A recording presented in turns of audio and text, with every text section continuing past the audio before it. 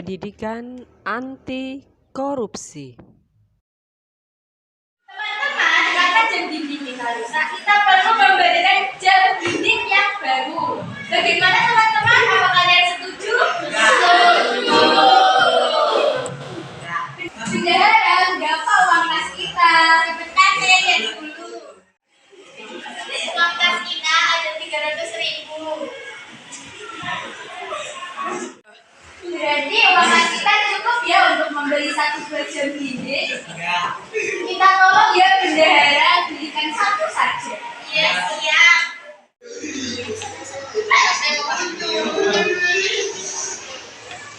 Kamu beli jajan? Emangnya kenapa? Karena udah habis. Jangan-jangan makasih ya. Ya nih.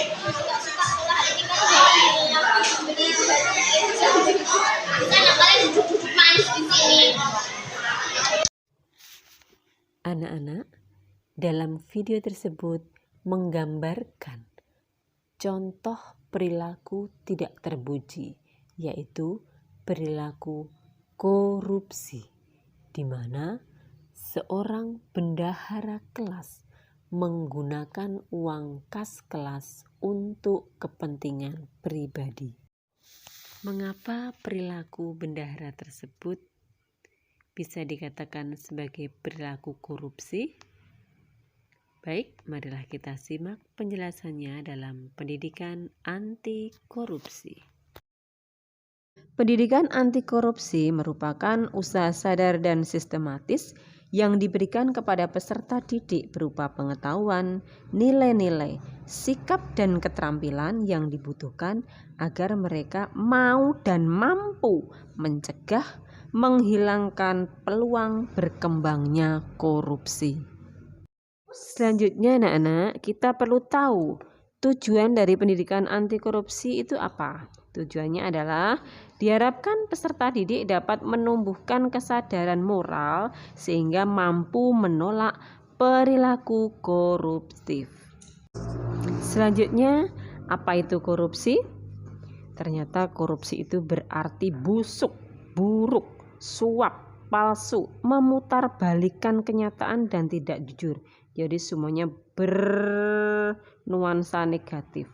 Bahkan dalam Kamus Besar Bahasa Indonesia tahun 2000 dan Kamus Hukum tahun 2002, korupsi itu diartikan sebagai tindak penyelewengan atau penyalahgunaan uang atau barang negara atau perusahaan untuk keuntungan pribadi atau orang lain. Anak-anak, ternyata praktek korupsi itu sudah marak di semua level dan semua segi kehidupan. Dan parahnya lagi juga terjadi di lingkup pendidikan atau di sekolah. Contoh perilaku korupsi di lingkungan sekolah itu antara lain, coba disimak ya. Yang pertama adalah siswa berbohong kepada orang tua tentang pembayaran uang sekolah atau uang buku. Misalnya, buku itu harganya sebenarnya hanya 20.000. Kemudian bilang ke orang tuanya harganya 25.000, yang 5.000 dipakai sendiri. Itu jelas namanya korupsi. Yang kedua adalah penyalahgunaan dana kas sekolah. Misalnya, bendahara kelas menggunakan uang kas sekolah untuk kepentingan pribadi, seperti yang ada di contoh dalam video tadi, untuk beli jajan ya. Selanjutnya adalah yang ketiga, bolos sekolah. Bolos sekolah jelas-jelas adalah meninggalkan kewajiban dan tanggung jawab. Orang yang berperilaku tidak disiplin dan tidak bertanggung jawab itu merupakan perilaku korupsi. Yang selanjutnya atau yang keempat adalah guru atau siswa terlambat datang ke sekolah tanpa alasan yang urgent atau penting. Ini dinamakan perilaku korupsi waktu. Selanjutnya, yang contoh selanjutnya adalah mencontek atau memberikan contekan. Ini jelas-jelas perilaku yang curang atau menciderai nilai-nilai kejujuran. Baik anak-anak, setelah kita tahu apa itu pengertian dari korupsi, kemudian contoh-contohnya, sekarang kita perlu tahu bagaimana cara menghindarinya agar kita tidak terjebak dalam perilaku korupsi. Yang pertama adalah dengan menerapkan pola hidup sederhana. Pengertian dari kesederhanaan itu bukan berarti hidup dengan kekurangan loh ya. Bukan dengan berpakaian yang compang-camping atau bahkan memakai sandal jepit, bukan seperti itu. Yang namanya hidup sederhana itu berarti hidup bersahaja, tidak berlebihan, berjiwa sosial, dan tidak sombong. Jadi pribadi yang sederhana itu adalah pribadi yang selalu menghargai orang lain. Yang kedua adalah dengan cara bekerja keras. Bekerja keras merupakan suatu keyakinan yang dijadikan dasar dalam berusaha.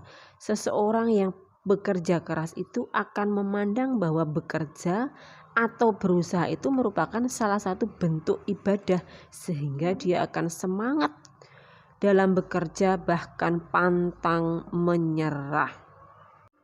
Yang ketiga adalah berusaha untuk selalu hidup mandiri.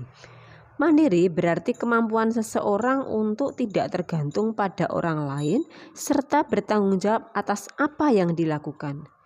Pribadi mandiri adalah pribadi yang mampu mengambil keputusan dan berinisiatif untuk mengatasi masalah yang dihadapi, memiliki rasa percaya diri yang tinggi dalam mengerjakan tugas dan bertanggung jawab terhadap apa yang dilakukan. Jadi orang ini tidak mudah terpengaruh orang lain, punya prinsip yang kuat. Yang keempat adalah selalu dalam pergaulan atau mencari pergaulan yang positif, yang berpandangan positif, memiliki teman yang baik yang selalu mengajak pada perbuatan yang positif. Seperti perumpamaan, kalau kita bergaul dengan penjual minyak wangi, maka akan ketularan wangi, aroma wanginya. Sementara itu kalau kita ada pada lingkungan yang dekat dengan tempat sampah, tentu saja kita akan ketularan bau sampahnya. Yang selanjutnya atau yang kelima adalah dengan rajin beribadah, mendekatkan diri kepada Tuhan yang Maha Esa. Karena sesusah apapun, sesulit apapun, tidak ada alasan untuk membenarkan perilaku korupsi. Tidak ada satupun agama yang membenarkan perilaku korupsi. Baiklah anak-anak, sebagai penutup akan saya bacakan pantun. Beli teri, beli kencur, adanya di pasar Durenan. Sedari kecil berlatih jujur, kelak dewasa jadi panutan. Kucing kecil suka mengeong, buat adik terbengong-bengong. Jadilah orang yang suka menolong, jangan tumbuh jadi pembohong. Sekian, terima kasih atas atensinya. Wassalamualaikum warahmatullahi wabarakatuh.